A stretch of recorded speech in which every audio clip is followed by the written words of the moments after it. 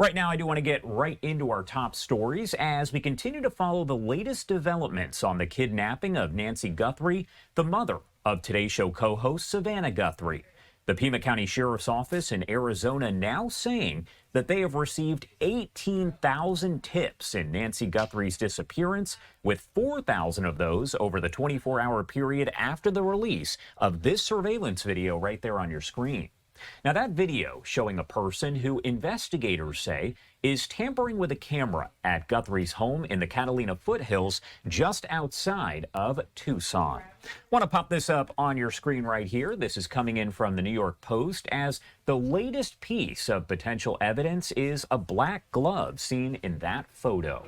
A former FBI agent telling Fox News that the glove, which was found about 1.5 miles from Nancy Guthrie's home, could hold crucial DNA evidence in the case if it is connected. The discovery comes as TMZ's Harvey Levin revealed another note was sent to his office. It is a letter saying that this person who wrote it knows the identity of the kidnapper. And for the price of 1 Bitcoin, that person will disclose the information. Again, that was Harvey Levin there, the founder of TMZ. In the meantime, FBI Director Kash Patel says that his agency is looking at, quote, multiple persons of interest in the case. We know one person was detained, questioned, and then released just a little more than 24 hours ago.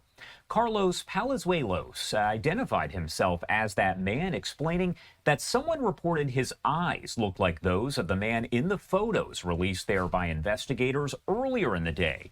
However, investigators say that was not the basis for his detainment, but they did not go into further detail there. The Pima County Sheriff's Office saying based on the evidence, it appears that Nancy Guthrie was kidnapped from her home in the middle of the night. I do want to bring you the latest information here as there are just so many developments coming in. We have Mike Gould, who is a founding member of the NYPD K-9 unit and a former police lieutenant. Thank you so much for taking the time, as always, to join us here. Thank you, Josh. All right, so I know that we've spoken just several days ago here as the case has developed, and a lot has come in and developed since then. So I wanted to ask you first off, what kind of stands out to you as far as the latest developments? What do you make of all of it?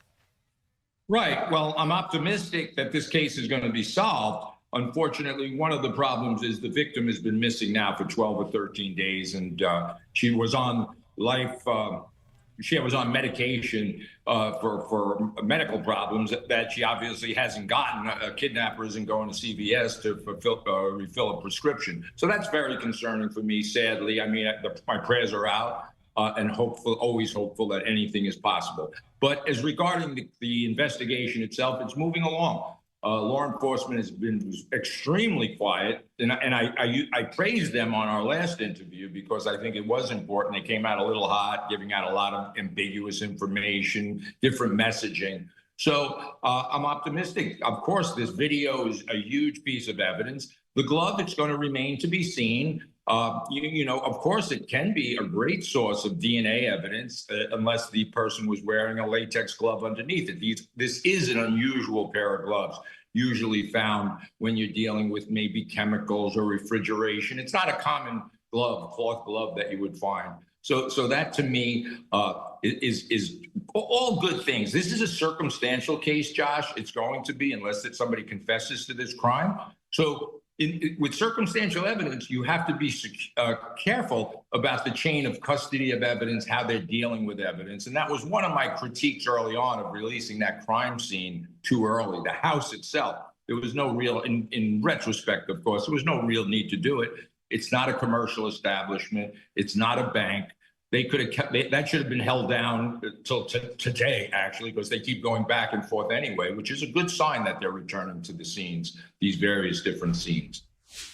And we talked a little bit about the surveillance video, the photos there as well that were released by the Pima County Sheriff's Office as well as the FBI just a couple days ago. I want to pop that up once again on your screen as, of course, it is bringing in a lot of tips to investigators there. And you can actually see he is wearing a glove in that photo and in the video. So we're going to kind of see how that all plays out.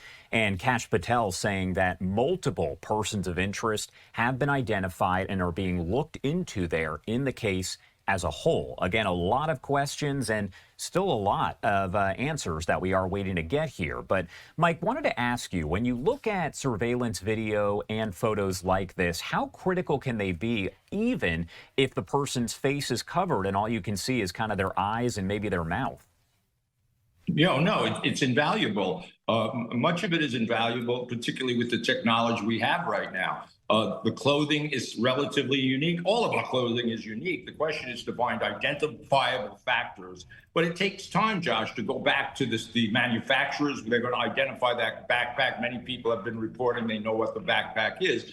But it's time consuming, regardless of how many law enforcement you have. This case has thousands of law enforcement. They have the full weight of our government investigating this case, up to and including the President of the United States is checking in on it. So any resources that, if possible, through Google, that would generally not be available, frankly, to you and I on a typical investigation. The Guthrie family is fortunate to have the full weight of the government looking into it. And to answer your question, these things are invaluable. Evidence is going to be put together like a jigsaw puzzle.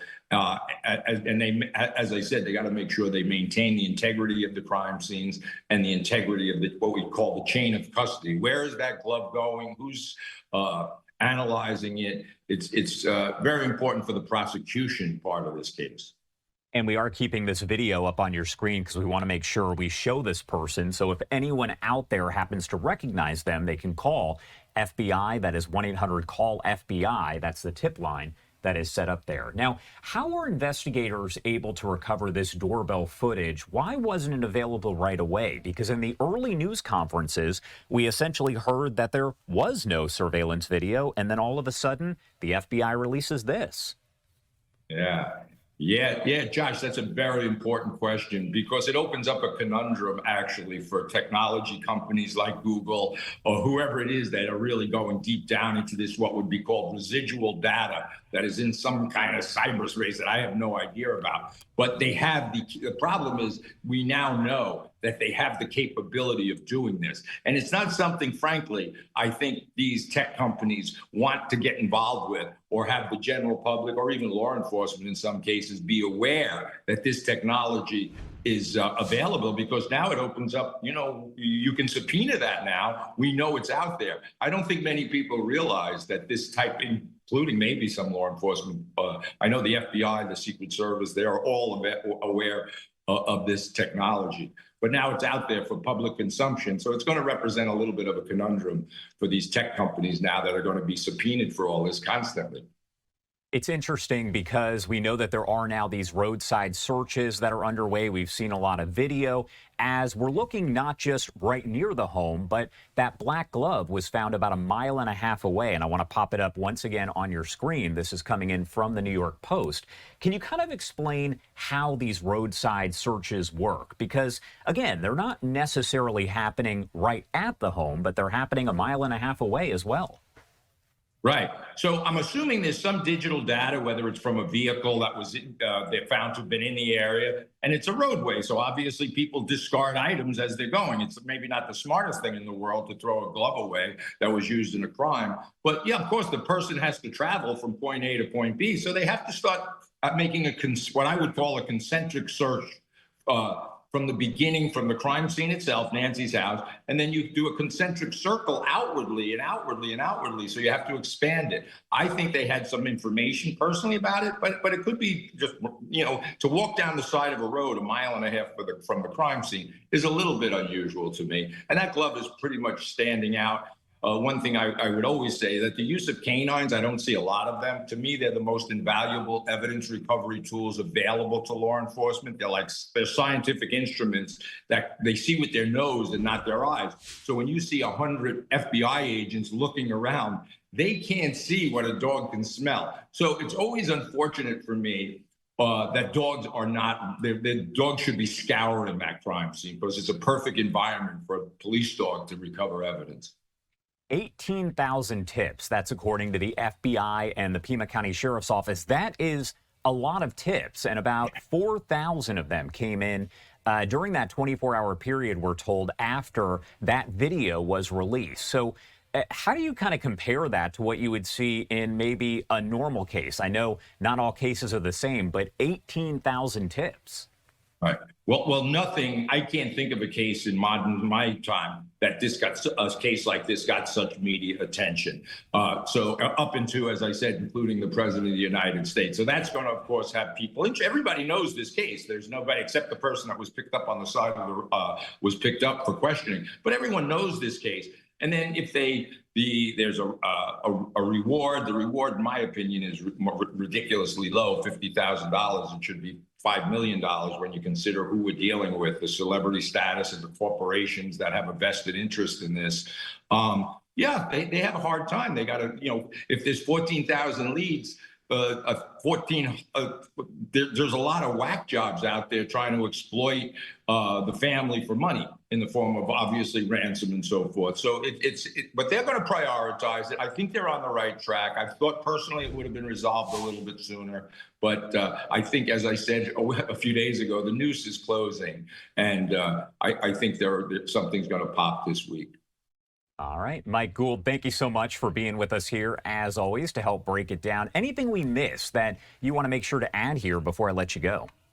Just one thing, Josh, one thing that most of us aren't aware of, but there's something called kidnap and ransom insurance that celebrities and athletes, particularly athletes coming from Eastern European countries, it's actually very common. So when we see a lot of people there, that look like private people going through the house and going through the mailbox, more than likely, those are private employees of the family. But kidnap and ransom insurance is actually quite common. And I think that that's a fact that a lot of people, most people don't need, fortunately, but celebrities and high-profile people do. Yeah, something I hadn't really heard about. Mike Gould, thank you so much for taking the time to be here with us and helping to break it all down. We definitely appreciate it. And right now, we are going to bring in Danielle Miller over at our Fox 10 Phoenix team. She has been on the ground covering all of this as it has been developing there. And Danielle, looks like obviously still dark out there, but we know this is still, for the most part, an active investigation. Yeah, definitely. Good morning, Josh. And we're here outside of Nancy's home. This is where she was last seen 12 days ago. So we do have the Pima County Sheriff's Department. They have been here on scene, and we're told that this is going to be protocol for the rest of this investigation. All of this just to keep the house secure and safe. We do have deputies walking the property, which at this point is very normal to us to see here, even this early in the morning. Also, I want to point out that neighbors, community members, a lot of people still stopping by just to drop some flowers to show their support for the Guthrie family. Many people were told to bring yellow flowers, which is a sign of hope in Nancy's safe return. So a lot of community support, a lot of people backing this family, and we do have one of the latest breaks in the case, I would have to say. The New York Post reporting that investigators have found a black glove in the search for her abductor. It was found on the side of the road about 1.5 miles from the crime scene. It does appear to look very similar to the glove that the suspect was seen wearing in the surveillance pictures and videos released this week, but investigators have not yet confirmed if that is the same as what the person was wearing. Law enforcement was out conducting searches throughout the area yesterday on foot. Investigators were also seen at Annie Guthrie's home. Once again, she is Nancy's daughter. Our crew saw agents leaving the home with bags, but not necessarily evidence bags. And investigators are sorting through thousands of tips.